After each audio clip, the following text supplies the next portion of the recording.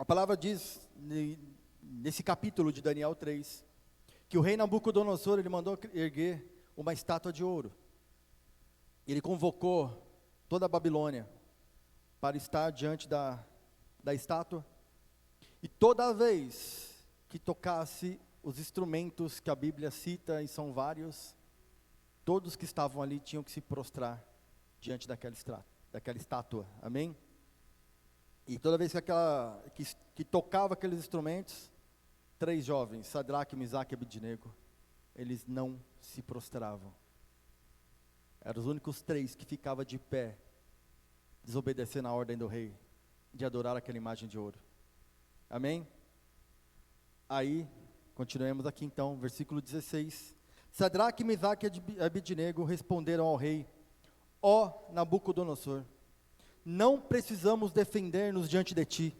Se formos atirados na fornalha em chamas, o Deus a quem prestamos culto pode livrar-nos, e ele nos livrará das tuas mãos, ó rei.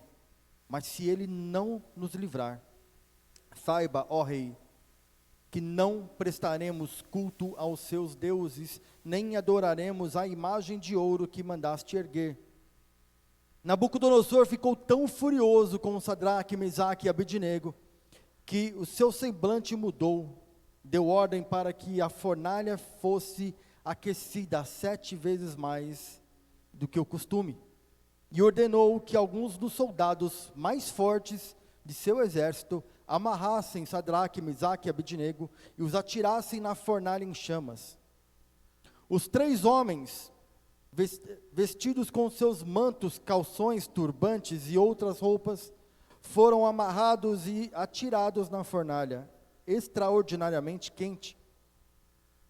A ordem do rei era tão urgente e a fornalha estava tão quente, que as chamas mataram os soldados, que levaram Sadraque, Mesaque e Abednego, os quais caíram amarrados dentro da fornalha em chamas. Mas logo depois o rei Nabucodonosor, alarmando, levantou-se e perguntou aos seus conselheiros: não foram 3 homens amarrados que nós atiramos no fogo? Eles responderam: sim, ó rei. E o rei exclamou: olhem, estou vendo 4 homens desamarrados e ilesos, andando pelo fogo, e o 4º homem se parece com um filho dos deuses. Então Nabucodonosor aproximou-se da entrada da fornalha em chamas e gritou: Sadraque, Mesaque e Abednego, servos do Deus Altíssimo, saiam, venham aqui. E Sadraque, Mesaque e Abednego saíram do fogo. Os sátrapas, os prefeitos, os governadores, os conselheiros do rei se aproximaram em torno deles e provaram que o fogo não tinha ferido o corpo deles. Nenhum só fio de cabelo tinha sido chamuscado. Os seus mantos não estavam queimados, nem havia cheiro de fogo neles. Amém? Curva sua cabeça, feche seus olhos. Pai, te apresentamos esta palavra, Senhor, que ela possa, nessa noite, cair em nossos corações, como semente em terra boa. Venha, Senhor Deus, tirar deste lugar tudo aquilo que possa nos atrapalhar, que possa, Senhor Deus, tirar a nossa atenção. Pai, destapa os ouvidos, Senhor Deus, para que possamos entender aquilo que o Senhor tem para nós, Pai. Que a palavra saia, Senhor Deus, da Tua boca, Senhor, em nome de Jesus, para que possa, Senhor Deus, transformar nossos corações e as nossas vidas, para a honra e glória do Teu santo nome. Amém? Igreja, temos 3 pontos nessa passagem, 3 coisas que aprendemos nessa palavra. A primeira é uma fé inabalável. Amém? Olha o que diz o versículo 17. Quando eles sabiam que se eles não prostrassem, eles seriam jogados na fornalha. Eles disseram assim: se formos atirados na fornalha em chamas, o Deus a quem prestamos culto nos livrará, e Ele nos livrará das suas mãos, ó rei. Mas olha só, mas se Ele não nos livrar, mesmo que Ele não nos livre, saiba, ó rei, que não prostraremos prestaremos culto aos seus deuses, nem adoraremos a imagem de ouro que mandaste erguer. Mesmo que Ele não nos livre, a gente não vai se prostrar diante dessa imagem. Aqueles jovens estavam dispostos a ser fiéis a Deus até a morte, se preciso fosse, até a morte. Mas uma das maiores dificuldades hoje, no meio evangélico, sabe o que é, meu querido? É de a gente não entender que o milagre, ele acontece para a glória de Deus. Responda uma coisa, Jesus, ele ressuscitou Lázaro, amém? Todos sabem que Jesus ressuscitou Lázaro. Lázaro vive até hoje? Se tornou um ser eterno? Não, Lázaro voltou a morrer. Envelheceu e morreu. Eu vou perguntar, então por quê? Para a honra e glória do Senhor, para a glória de Deus. Ele morreu, mas a sua ressurreição, ela glorificou a Deus. Olha só o que diz em João, no versículo 11, no capítulo 11, versículo 44. Assim que Jesus chegou naquele lugar em que Lázaro estava enterrado, que ele falou, retire a pedra. Olha só o que aconteceu. Então tiraram a pedra, Jesus olhou para cima e disse, Pai, eu te agradeço porque me ouviste. Eu sei que o Senhor sempre me ouve, mas disse isso por causa do povo que está aqui, para que creia que tu me enviaste. Havia um propósito naquela ressurreição. Deus permitiu que Lázaro morresse, para que o milagre acontecesse. Foi necessária a morte.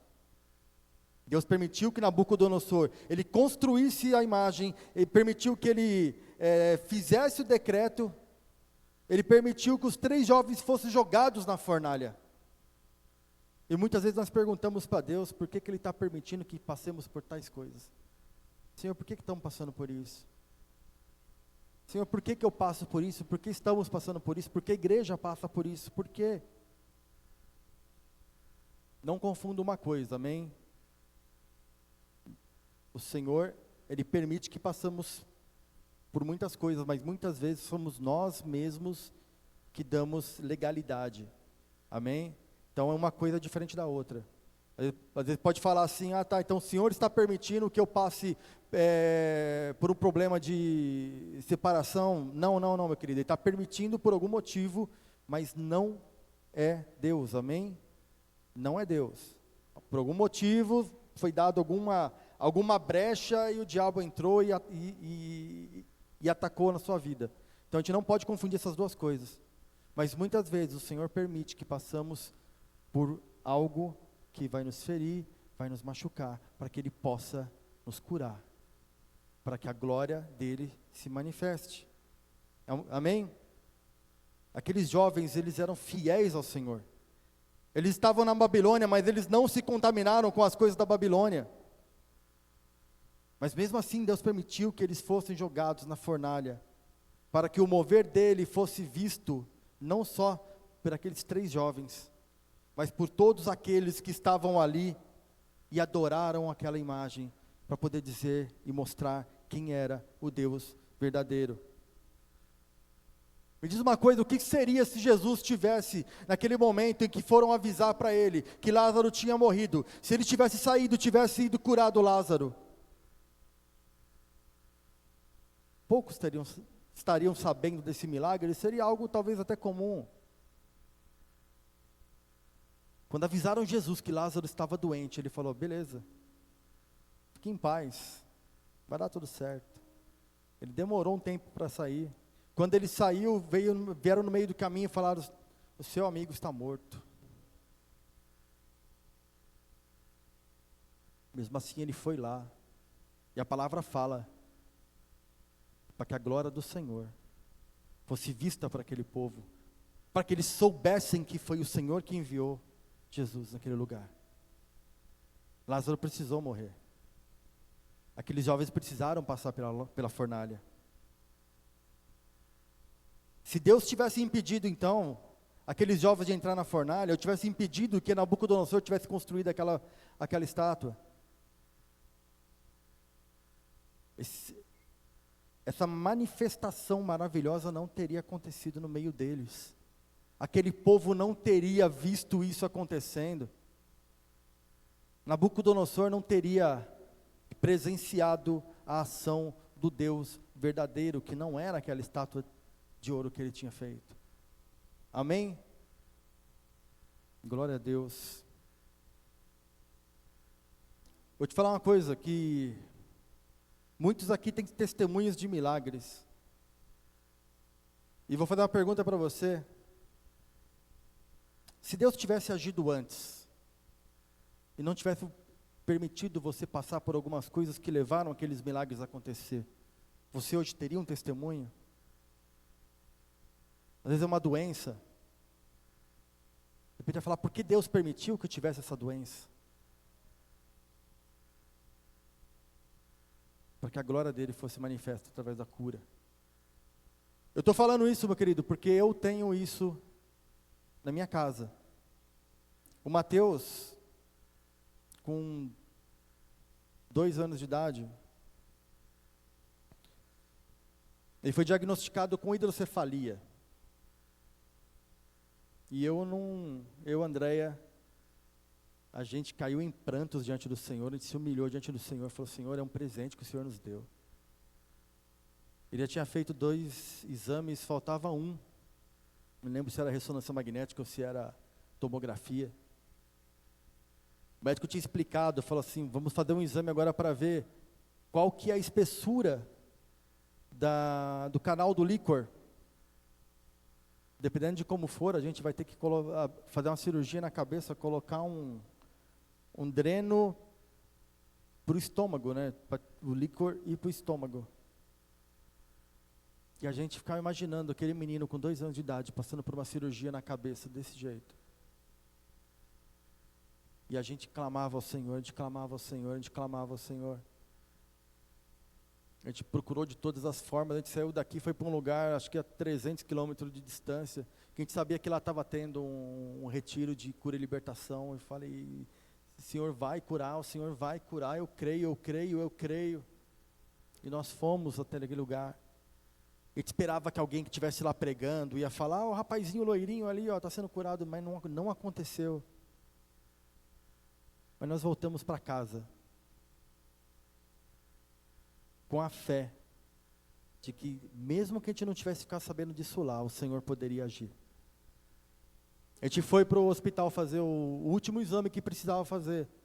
Fizemos o exame, levamos para a médica, ela botou lá no negócio ali, ela ficava olhando para aquela imagem do exame.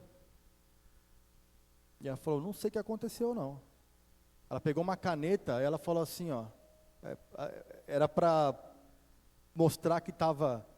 O canal estava livre. Ela falou, está vendo? Mostrava a caneta assim. O canal está livre. Não tem nada. A gente sabia por quê. A gente sabia por quê. Amém?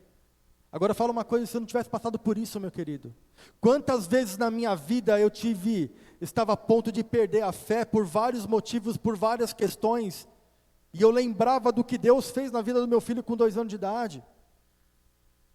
Ele esperou o diagnóstico sair, ele esperou eu ver que não tinha mais jeito, era só ele.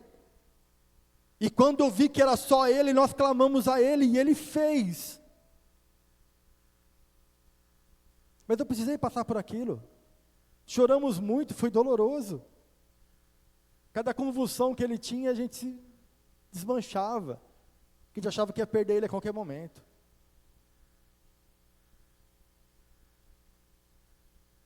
Há 3 anos atrás, acho que foi 3 anos, eu me envolvi naquele acidente que teve na estrada aqui, ali perto do radar. Meu carro foi parar embaixo do caminhão. Eu falo para você, que eu acho que eu senti mais ou menos o que esses 3 sentiram, porque eu sentia Deus me segurando enquanto o caminhão me arrastava pela estrada. Eu sentia a mão de Deus me segurando. Eu não vou perguntar de novo para Deus, por que eu passei por isso? Porque cada vez que a minha fé tenta esmorecer, eu lembro Deus me segurando naquele carro. Eu lembro do que Ele fez na vida do meu filho. Então tem coisa que a gente passa, meu querido, que é só por Ele. Amém? Eu até coloquei o título dessa palavra, passando pela fornalha. Nós vamos passar pela fornalha. A pergunta é, com quem estaremos nessa fornalha? Amém? Segundo ponto, em que aprendemos com essa palavra, que é estar constantemente na presença de Deus. Existe um termo na teologia, que é a teofania ou a cristofania, né? Que seria a manifestação de Deus no Antigo Testamento, como na sarça ardente, ou quando o Senhor foi ali conversar com Abraão. E temos a cristofania, que são manifestações de Jesus no Antigo Testamento. Entendeu? Vários estudiosos entendem que esse quarto homem na fornalha é uma cristofania, é a manifestação do próprio Jesus naquele lugar. Agora preste atenção numa coisa. Jesus, ele não estava dentro da fornalha. Ele estava junto com os 3 jovens antes mesmo deles serem jogados. Porque a palavra fala que quando aqueles soldados, eles vieram para ser jogados naquela fornalha, aqueles soldados que eram fortes, eles morreram queimados. Meu querido, os 3 jovens não sentiram nem calor naquela hora. Eles já estavam na presença do Senhor. O Senhor já estava com eles. Porque eles estavam acostumados a estar na presença do Senhor. Precisamos estar constantemente na presença do Senhor, para que não sejamos atingidos nem na porta da fornalha, nem lá dentro e nem na porta, nem durante o momento que estiver na fornalha, nem a hora que a gente for jogado. Nós precisamos estar na presença do Senhor constantemente, porque a gente tem mania de recorrer ao Senhor somente quando o calo aperta. A gente tem mania de só recorrer ao Senhor quando já estamos dentro da fornalha. Meu querido, você já vai estar se machucado. Então permaneça na presença do Senhor. Jesus, ele não vai te tirar da fornalha. Ele vai estar com você na fornalha. Ele vai estar na porta e vai te conduzir para dentro. Tipo, bora, vou estar com você. Fique em paz. Eu vou estar com você o tempo todo. Mas para isso precisamos buscar uma vida constante na presença dEle. E mesmo na presença precisamos confiar. De que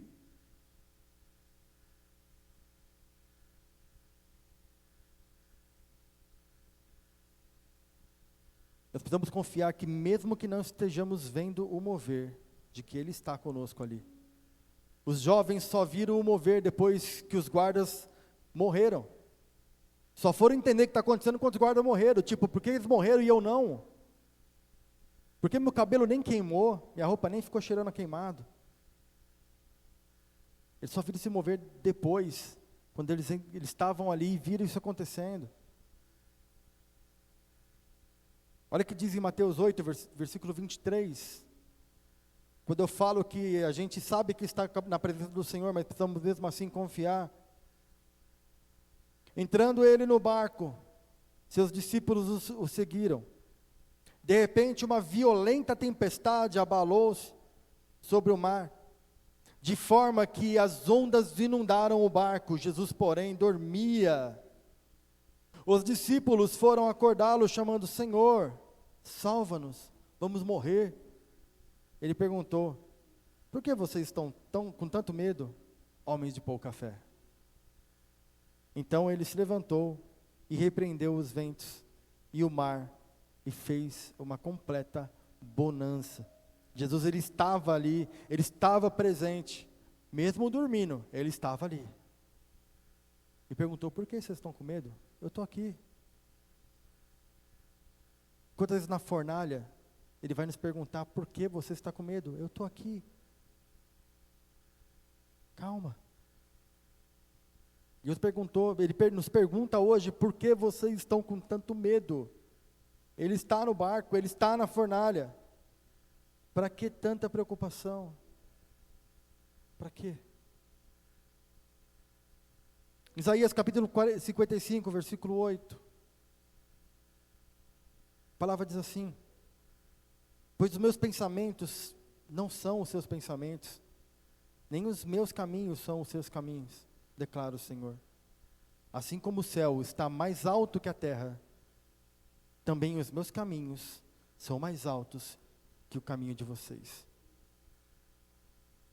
E os meus pensamentos mais alto que os seus pensamentos. Muitas vezes vamos passar por momentos de sofrimento, de angústia, e às vezes até mesmo de falta de fé. Mas se cremos que o plano deles são infinitamente melhores que os nossos, infinitamente maiores que os nossos, e que a nossa vida está nas mãos dele, não temos o que temer. Não temos o que temer. Mas para isso, temos que ser dele, e somente dele. Temos que pertencer a ele. Temos que estar nas mãos dele, para que os planos dele estejam na nossa vida. Esses planos que são maiores, que são melhores, estejam na nossa vida. Terceiro ponto que a gente entende com essa palavra: o seu posicionamento em Deus vai te levar em outros níveis espirituais. Daniel 3, versículo 28 diz assim: disse então Nabucodonosor: louvado seja o Deus de Sadraque, Mesaque e Abednego, que enviou o seu anjo e livrou os seus servos. Eles confiaram nele, desafiando a ordem do rei. Preferiram abrir mão das suas vidas, a que prestar culto e adorar outro Deus, que não fosse o seu próprio Deus. Por isso eu declaro que todo homem de qualquer povo, nação, língua, que disser algo contra o Deus de Sadraque, Mesaque e Abednego, seja despedaçado e a sua casa seja transformada num monte de entulhos, pois nenhum Deus é capaz de livrar ninguém dessa maneira. Então o rei promoveu Sadraque, Mesaque e Abednego às melhores posições na província da Babilônia. Foi meio exagerado isso aqui dele, mas amém. Foi assim que ele enxergou uma forma de tentar agradar o Deus de Sadraque, Mesaque e Abednego. Mas o seu posicionamento, ele vai te levar a outros níveis, mas isso não tem nada a ver com posicionamento e prestígio, com posições e prestígios. No mundo é assim, nos níveis espirituais são completamente diferentes. Olha o que ele diz em Lucas 22, 25. Jesus lhe disse: os reis dessas nações dominam sobre ela, e os que exercem autoridade sobre elas são chamados benfeitores. Mas vocês não serão assim. Pelo contrário, o maior entre vocês deverá ser o menor, e aquele que governa como que serve. Pois quem é maior, o que está à mesa ou o que serve? Não é o que está à mesa?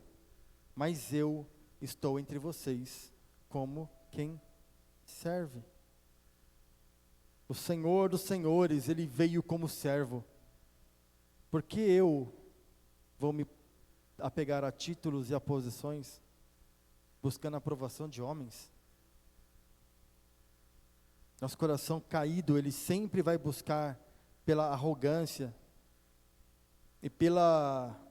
e essa mudança, ela muitas vezes, ela é dolorida, mas ela é necessária para que busquemos viver em humildade, para que busquemos viver servindo, não sendo servidos. No livro de Daniel, um capítulo para frente desse, capítulo 4, versículo 34, A palavra no capítulo 4 fala que o rei Nabucodonosor, ele teve um sonho de uma grande árvore, que ela cobria com as copas dela, e os passarinhos faziam ninho, os animais tinham sombra embaixo dela e tinham pastagem. E ele via que um anjo descia e declarava: derrubem a árvore. E a árvore caía. Ele falava: a árvore agora ela vai comer junto com os animais da grama. E ele não entendia o que estava acontecendo aquilo, e ele chamava os sábios não entendiam, ele chamou Daniel. E Daniel trouxe a ele a revelação de que o rei seria derrubado. E depois um tempo um período de 7 períodos, ele voltaria, mas que nesse tempo ele estaria comendo com os animais, estaria comendo mato com os animais. E é o que a palavra fala no versículo 34, um pouquinho antes disso aí, a palavra fala que o rei, ele encheu o coração dele e falou assim: olha o tamanho da Babilônia, fui eu que fiz, a Babilônia que eu construí. Aí a palavra fala que, a partir desse momento, a palavra do Senhor se cumpriu na vida dele, e olha o que diz, ele foi realmente tirado do meio dos homens, ele virou um bicho, ele perdeu a consciência, ele começou a comer da grama, ele começou a comer com os animais, comia com os bois, dormia ao relento, como um animal. E depois desse tempo, olha que a palavra fala aqui: ao fim daquele período, eu, Nabucodonosor, levantei os olhos ao céu e percebi que o meu entendimento tinha voltado. Então louvei o Altíssimo, honrei e glorifiquei aquele que vive para sempre. E o seu domínio é um domínio eterno. O seu reino dura para geração em geração. Todos os povos da terra são como nada diante dele. Ele age como lhe agrada, como os exércitos do céu e com os habitantes da terra. Ninguém é capaz de resistir à sua mão, nem te dizer: o que fizeste? Naquele momento voltou-me o entendimento, e eu procurei a honrar a majestade e a glória do meu rei. E eu recuperei a majestade e a glória do meu reino. Meus conselheiros e nobres me procuraram, meu trono foi restaurado, a minha grandeza veio a ser ainda maior. Mesmo ele falando que a grandeza dele veio ser ainda maior, ele tinha entendido a quem a glória pertencia. Versículo 37, ele diz: agora eu, Nabucodonosor, louvo e exalto e glorifico ao Rei dos céus, porque tudo o que ele faz é certo, e todos os seus caminhos são justos. E ele tem o poder para humilhar aquele que vive na arrogância.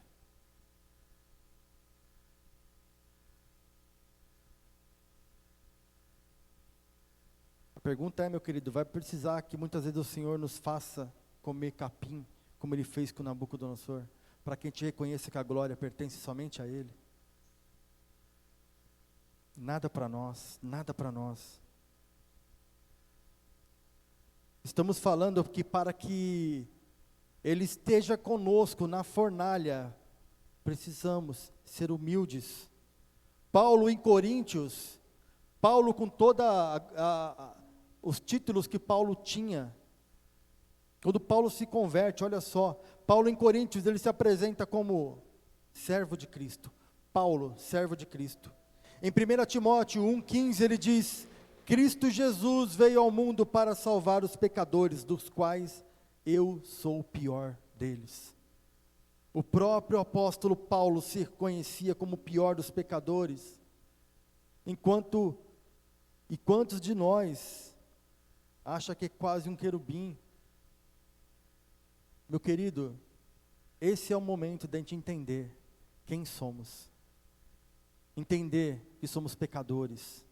Paulo, quanto mais próximo de Deus ele chegava, mais ele entendia o seu tamanho, mais ele entendia que ele era pecador, mais ele entendia que ele era o menor dos homens. porque ele estava se aproximando cada vez mais do Senhor e vendo a santidade dele. Então, meu querido, se a gente está se achando grande coisa, estamos muito longe do Senhor, muito longe. Porque a hora que a gente começar a se deparar com a grandeza e a glória dele, a santidade do Senhor, a gente vai se sentir o pó. Isso aconteceu com Paulo, até o último dia da vida dele. Era assim que ele se enxergava. Lucão, acho que cansou, né, Lucão? Preste muita atenção em quem você tem como referência, meu querido. Independente de título ou cargo, preste atenção quem é sua referência. Eu tenho mania de ficar olhando alguns stories. E eu acabo, não tem como, cara, a internet é praticamente aquilo que a gente enche do que o coração está cheio. Esse dia eu falei para a Arielle, falei, eu sou fã seu, porque as postagens que ela coloca é top demais. Eu tenho certeza que muita gente é edificado com aquelas postagens. Aquele a quem você hoje se espelha, você tem como referência, tem usado a internet para atacar, ou tem usado a internet para levar pessoas a Deus? Isso não depende de título, amém? Não depende de título. O coração humilde é algo fundamental para estarmos constantemente na presença de Deus. Em Tiago 4,6 diz assim: Deus resiste ao soberbo, mas dá graça ao humilde. Deus, ele resiste o soberbo. Se nosso coração for soberbo, nós mesmos estamos nos afastando da presença de Deus. Nós mesmos. Então presta atenção, ó. Precisamos buscar um coração humilde. Buscar estar sempre na presença de Deus. E se Ele não nos livrar da fornalha, Ele vai nos livrar na fornalha. Amém? Então muitas vezes, se você já estiver na fornalha, meu querido, esteja na presença. Somente esteja na presença. E passa essa fornalha de boa. Vai ser de boa. Não vai queimar um fio de cabelo. Sua roupa não vai ficar nem cheirando queimado. Mas precisa estar na presença do Senhor. E mesmo que Ele não te livre, como aconteceu com aqueles jovens, como eles disseram, porque o Senhor livrou, mas eles disseram, mesmo que o Senhor não nos livre, nossa fé tem que permanecer inabalável até o fim. Até o fim.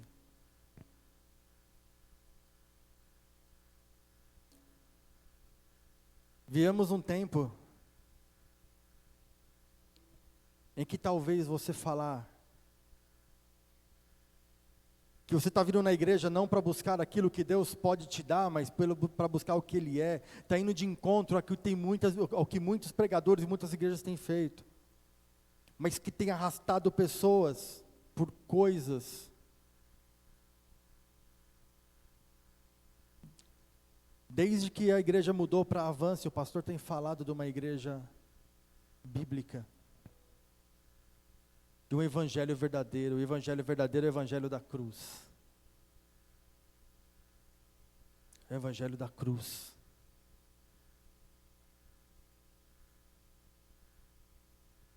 Esteja neste lugar, não pela estrutura, não pelas músicas, não pelo que Deus pode te dar, mas pelo que Ele é. Tente buscar isso do Senhor, entender a santidade do Senhor, a majestade do Senhor. Tente ver aquilo que aqueles 3 jovens viram, a ponto de colocar a sua vida em risco,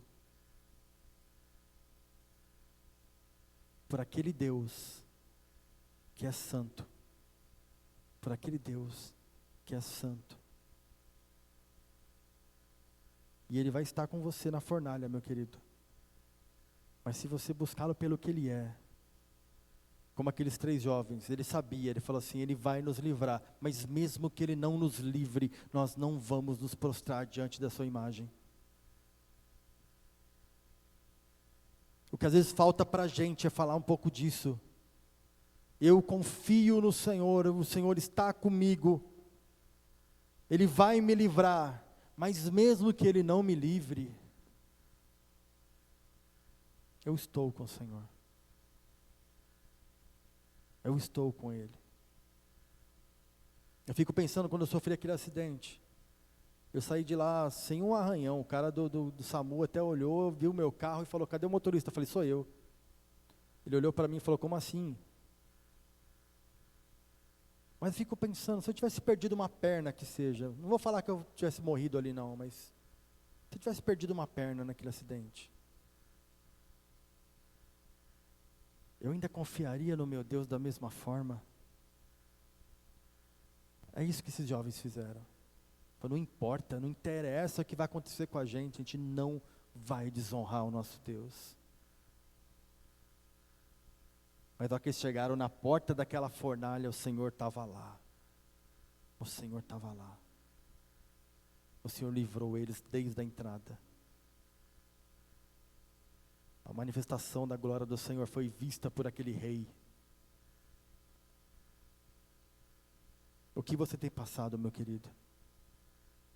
Qual é a fornalha que você está hoje? A presença do Senhor, ela tem sido real na sua vida? Você tem buscado a presença do Senhor na sua vida? Você tem buscado ter uma vida conforme o Senhor tem te requerido? Uma vida de santidade, uma vida de humildade. Queria te convidar a ficar de pé. Eu pedi que o pessoal do louvor já viesse para cá. Amém?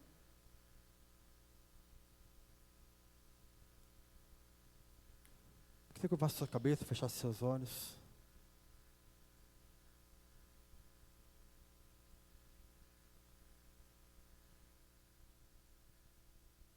Pai.